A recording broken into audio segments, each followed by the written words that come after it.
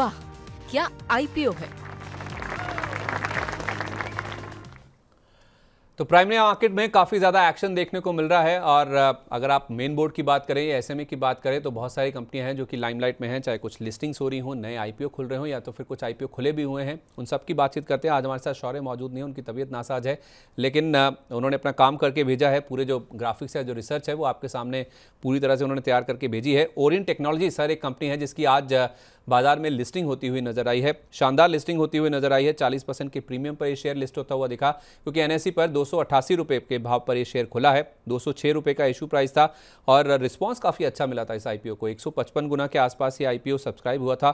215 करोड़ रुपए के आसपास की जो रकम है वो इस कंपनी ने जुटाई थी और जिस तरह का रिस्पांस मिला था, जाहिर सी बात है कि लिस्टिंग पे फायरवर्क्स देखने को मिलेंगे और वैसा ही हमने कुछ रुझान ओरिएंट टेक्नोलॉजीज के केस में देखा भी है। 40% प्रीमियम के साथ यहाँ पे लिस्टिंग हुई और उसके बाद आप देखेंगे तो 5% का जो ऊपरी सर्किट है वो भी इस शेयर में लगता हुआ दिखा है। तो 288 पे खुला, अभी 302 रुपये 40 पैसे पे है। क्या करना चाहिए सर जिनके पास है, जिन्होंने अभी भी होल्ड किया है, नहीं बेचा है? मुझे लगता है कि होल्ड करें, क्योंकि काफ़ी रिजनेबली प्राइस किया गया था आईपीओ को। और अगर आप देखें वेटेड, अगर 3 साल के जो नंबर्स रहते हैं आरएसपी में देखेंगे, एक तो वेटेड निकलता है ईपीएस और एक जो है जो लास्ट फाइनेंशियल ईयर में दिया हुआ वहाँ पर, उस दोनों के लिहाज से अगर आप देखें 18 और 17 के पी पे था, जो कि काफ़ी रिजनेबल होता है आईटी में, और आईटी सोल्यूशन प्रोवाइड करती है कंपनी। तो उस लिहाज से रिजनेबली प्राइस था। आप एकदम होल्ड करें, मतलब मुझे लगता है कि यहाँ से भी आने वाले टाइम पे आपको 25 से 30% और मिलने की काफ़ी गुंजाइश है। ओके, तो जिनके पास है, जिनको अलॉटमेंट हुआ है, वो यहाँ पे होल्ड कर सकते हैं। 25 से 30% की और यहाँ पे अपसाइड देखने को मिल सकती है। सर जिनको नहीं मिला है, जो वेट कर रहे थे कि गिरावट आए तब लेंगे, क्या वो ले सकते हैं या नहीं? जिनको नहीं मिला है तो उनको कौन सा मिल जाएगा, क्योंकि बाइंग फ्रीज है, स्टॉक है, तो लाइन लगा के खड़े रहें, अगर मिल सकता है तो मिले। मुझे चांसेस काफ़ी कम लग रहे हैं लेकिन। चलिए ठीक है, तो सर्किट लगा हुआ है, वैसे मिलने की गुंजाइश कम है क्योंकि पहले वाले ऑर्डर अगर प्रोसेस होंगे तो ही आपका नंबर आएगा। लेकिन हाँ, 25 से 30% की और अपसाइड इसमें देखने को मिल सकती है। वैल्यूएशन बहुत ही अच्छी तरह से प्राइस किए गए थे, उस लिहाज से अपसाइड की गुंजाइश अभी भी बनती है। प्रीमियर एनर्जीज, इसका आईपीओ कल खुला था, आज आईपीओ का दूसरा दिन है। पहले दिन भी हमने देखा था 2 गुना के आसपास ये आईपीओ भरता हुआ दिखा था। 29 तारीख तक खुला रहेगा, यानी कि कल तक आप चाहें तो इसमें आवेदन दे सकते हैं। 427 से 450 रुपये इसका प्राइस बैंड है जो कि तय किया गया है। और इस कंपनी की इस आईपीओ के जरिए अगर आप देखेंगे 2830 करोड़ रुपए जुटाने की योजना है। फ्रेश इशू से कंपनी के पास 1291 करोड़ रुपए की रकम आएगी और ओएफएस के जरिए जो मौजूदा निवेशक हैं वो भी अपने शेयर बेच रहे हैं और ओएफएस के जरिए जो निवेशक बेच रहे हैं उनके पास 1539 करोड़ रुपए, यानी कि फ्रेश इशू से ज़्यादा रकम जो है वो ओएफएस के जरिए इस कंपनी के पास आती हुई दिखेगी। 12.25 के आसपास अगर आप देखें तो 3.25 गुना के आसपास के जो नंबर्स हैं सब्सक्रिप्शन के, वो इस स्टॉक में देखने को मिले थे। तो कल 2 गुना के आसपास भरा था, रिटेल में 2.25 गुना के आसपास के नंबर्स बने थे और आज आप देखें तो 3.5 गुना के आसपास ऑलरेडी ये सब्सक्राइब हो चुका है।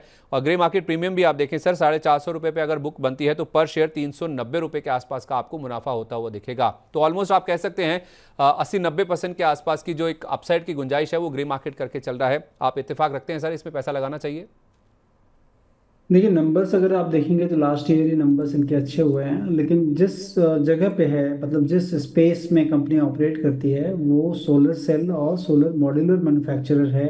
लास्ट के तकरीबन 29 साल से कंपनी स्पेस में है, लेकिन प्रॉफिटेबिलिटी लास्ट ईयर से ज़्यादा हुई है, क्योंकि सरकार का फोकस काफ़ी है। उसके बाद पीएम जो सौर हर घर बिजली वाली बात है, उसमें उससे काफ़ी काम मिला है। ऑर्डर बुक अगर आप देख लें तो तकरीबन 5,900 करोड़, तकरीबन ऑलमोस्ट जो है 1 साल के करीब ऑर्डर बुक रेवेन्यू विजिबिलिटी दिखती है कंपनी पे।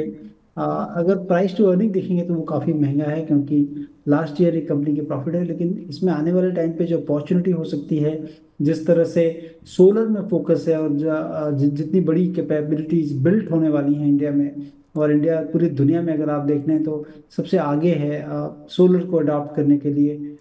तो उस लिहाज से लगता है कि अपॉर्चुनिटी काफ़ी अच्छी होगी, अप्लाई करना चाहिए आईपीओ में।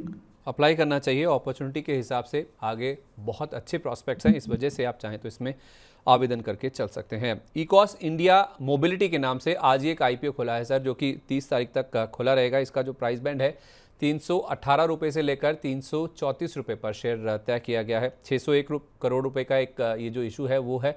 फ्रेश इशू के जरिए कंपनी के पास कोई रकम नहीं आएगी, लेकिन पूरी तरह से ये ओएफएस है, यानी कि जो मौजूदा निवेशक हैं उनको इस आईपीओ के जरिए एग्जिट मिलता हुआ नजर आ रहा है, तो वो अपने शेयर यहाँ पे बेचकर निकलते हुए नजर आएंगे। 11:15 तक अगर आप देखें तो 1.25 गुना के आसपास के जो सब्सक्रिप्शन के नंबर्स हैं वो इस आईपीओ में हमने आते हुए देखे हैं। तो यहाँ पे भी 194 रुपये का जो ग्रे मार्केट प्रीमियम है वो इंडिकेट हो रहा है। तो 334 रुपये का हायर प्राइस बैंड अगर आप देखेंगे तो उसके सामने करीब करीब 200 रुपये के आसपास पर शेयर ग्रे मार्केट प्रीमियम जो है वो इंडिकेट कर रहा है। तो क्या ग्रे मार्केट प्रीमियम की माननी चाहिए, इसमें भी आवेदन कर सकते हैं सर? कर सकते हैं, क्योंकि देखिए ट्रैवल एंड टूरिज्म से कंपनी रिलेटेड है, और कंपनी जो प्राइमरली जो इंगेज है प्रोवाइडिंग शॉफर्ड कार रेंटल्स के लिहाज से, और employ transportation services company provide करती है, वो भी इंक्लूडिंग फॉर्च्यून 500 कंपनीज के लिए। कंपनी का जो लास्ट ईयर का मुनाफा रहा है 60 करोड़ के आसपास का रहा है। मुझे लगता है कि और EBITDA मार्जिन अगर आप देख लें तो 16%, और पैट मार्जिन 11% रही है। तो पैट मार्जिन अगर आप देखें, जो कि मेन बोर्ड में कंपनियां आती हैं, बहुत ही सेल्डम आपको 11-10% के ऊपर का पैट मार्जिन मिलता है। प्राय हम देखते हैं कि SME पर जो IPO आते हैं वो रिजनेबली प्राइस होते हैं, और उसमें 10% की मार्जिन दिखती है, क्योंकि वो स्मॉल स्केल इंडस्ट्रीज पे रहते हैं, स्मॉल स्केल बिजनेस होता है। मुझे लगता है कि इसमें भी आपको अप्लाई करना चाहिए। चलिए, तो अप्लाई कर सकते हैं Eeco India mobility and hospitality के आईपीओ में भी। अब एसएमई क्षेत्र की ओर रुख करते हैं और वहाँ पे जानते हैं किस तरह का एक्शन देखने को मिल रहा है। दो इनफैक्ट आईपीओज हैं जो कि खुले हुए हैं। एक है जेबी लैमिनेशंस का, जो कि 27 तारीख को खुला था, और 29 तारीख यानी कि कल तक ये आईपीओ खुला रहेगा। इसका प्राइस बैंड 138 से 140 रुपये का है।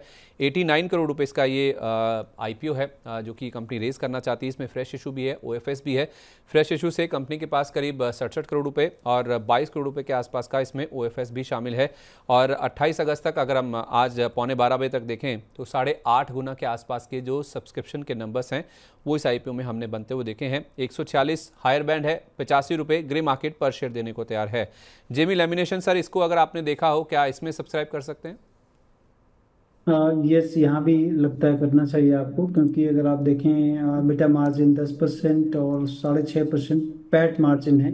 कंपनी का प्राइस काफ़ी रिजनेबल रखा गया है, 17.3 times price to earning ratio पर। वेटेड एवरेज लास्ट के 3 सालों का अगर देख लें, अगर लास्ट ईयर का ही देखें तो उसमें 13.6 टाइम्स प्राइस टू अर्निंग पे आईपीओ लाया गया है। जो पैट रहा है 19 करोड़ रुपए रहा है, और एसएमई पर 19 करोड़ रुपए पैट काफ़ी अच्छा होता है। और कंपनी जिस स्पेस में है, वेल्डिंग करती है, सप्लाई रेंज ऑफ प्रोडक्ट जो है इलेक्ट्रिकल लैमिनेशंस में है, स्लिट कॉइल्स में है, असेंबल्ड कोर्स जो है, cold rolled grain oriented silicon steel, ये तमाम चीज़ें हैं जिस पर कंपनी काम करती है। तो मुझे लगता है कि इस जगह पर आपको अप्लाई करना चाहिए, लिस्टिंग गेन मिल सकते हैं। चलिए, तो लिस्टिंग गेन के लिए आप चाहें तो जेबी लैमिनेशंस का जो एसएमई साइड का आईपीओ है इसमें भी आप अप्लाई करके चल सकते हैं। दूसरा नाम है इंडियन फोस्फेट का।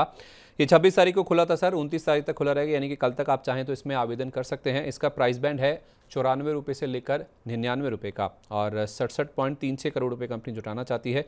पूरी तरह से फ्रेश इशू है, यानी कि ये जो रकम है ये कंपनी के पास ही आती हुई दिखेगी। ओएफएस का पार्ट इसमें नहीं है। और 11:15 तक अगर आप देखेंगे तो इस आईपीओ को 40 गुना से ज़्यादा की बोलियां मिल चुकी हैं।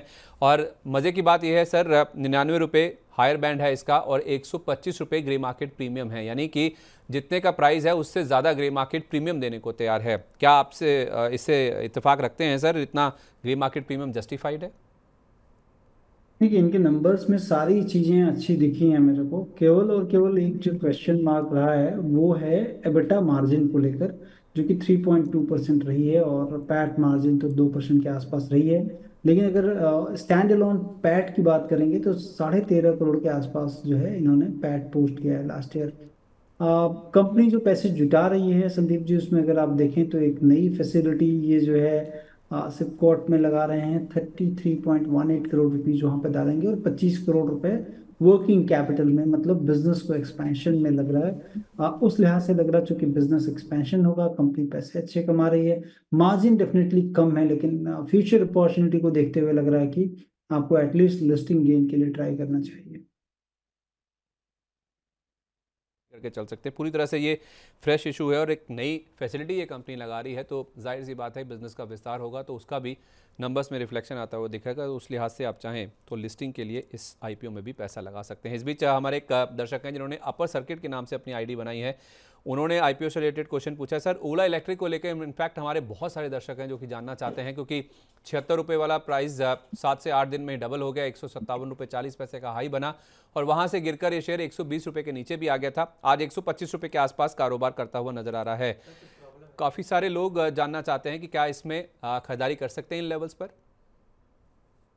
देखिए, पहली चीज है कि हम खरीदारी क्यों करते हैं। दो तीन चीजों को हम बराबर देखते हैं। पहला कि कंपनी के कामकाज जो किए हैं प्रीवियसली वो कैसे रहे हैं और क्या सामने अपॉर्चुनिटी है, ये दो चीजों को देखते हैं। तो कभी कभी होता है कि हो सकता है कि आपके कामकाज करने के तरीके उतने ज़्यादा अच्छे नहीं हो या आप उतने एफिशिएंट नहीं रहे हों और फ्यूचर आपको ज़्यादा अच्छा दिखता है, तो फ्यूचर कैपेबिलिटीज आपकी हो सकती है।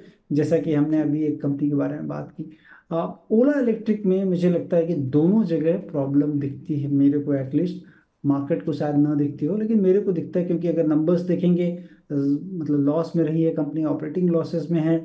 सामने अगर देखें, चूंकि ईवी इज बज़वर्ड और उसमें टू व्हीलर स्पेस में है, लेकिन टू व्हीलर स्पेस में ईवी का जो मार्केट शेयर है ये दिन प्रतिदिन लूज करते जा रहे हैं। और जो स्टैब्लिश्ड OEM प्लेयर हैं, हीरो होंडा की बात कर लें, TVS की बात कर लें, बजाज की बात कर लें, अब वो काफ़ी बड़ा जो है एक्सपेंशन लेकर आ रहे हैं और वो मार्केट शेयर ईटअप करते जा रहे हैं।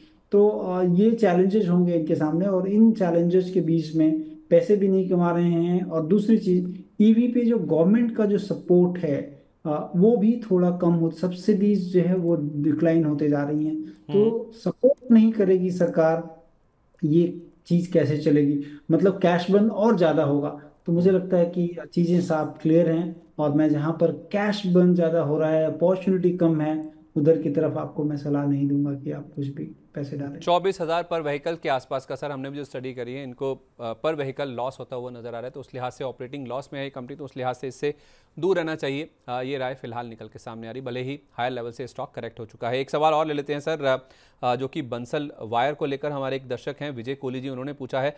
वो कह रहे हैं कि सर मेरे पास बंसल वायर्स का IPO लगा है, अभी तक होल्ड किया है, क्या करें, प्लीज़ गिव मी सजेशंस। इन्होंने प्राइस तो नहीं बताया अपना, IPO प्राइस मुझे भी याद नहीं सर, लेकिन 383 रुपये के आसपास बंसल वायर का शेयर ट्रेड कर रहा है। क्या राय होगी सर? आज 390 रुपये का हाई भी इसने छुआ था। देखिए, मुझे लगता है कि पहली चीज़ कि आपने IPO मिला है तो आपने एक स्टॉप लॉस ज़रूर बना लें। और वो लगता है कि 375 के नीचे का एक स्टॉप लॉस बना के बने रह सकते हैं। नंबर्स या वैल्यूएशन मुझे लगता है कि थोड़ा हायर साइड में है। 90 times price to earning ratio पे है, 50 टाइम्स EV एबिटा पे है। डेट लेवल थोड़े कम है, 422 करोड़ रुपए का डेट है कंपनी पे। लेकिन कुछ नंबर्स जो है वैल्यूएशन वाइज से ज़्यादा हैं, इसलिए आप एक स्ट्रिक्ट स्टॉप लॉस ज़रूर बना के लें। तो 375 रुपये का स्टॉप लॉस लगा के बंसल वायर के शेयर में आप यहाँ पे बने रह सकते हैं। तो इसी के साथ हमारा जो IPO से जुड़ा हुआ खास सेगमेंट है उसको यहीं पे ख़त्म करते हैं। वाह, क्या IPO है। शेयरों पर HDFC स्काई के इन हाउस एक्सपर्ट्स की राय जानने के लिए अभी डाउनलोड करें HDFC स्काई ऐप, जहां पर आप शेयरों पर रिकमेंडेशंस भी ले सकते हैं। ऐप डाउनलोड करने के लिए स्क्रीन पर दिए QR कोड को स्कैन करें।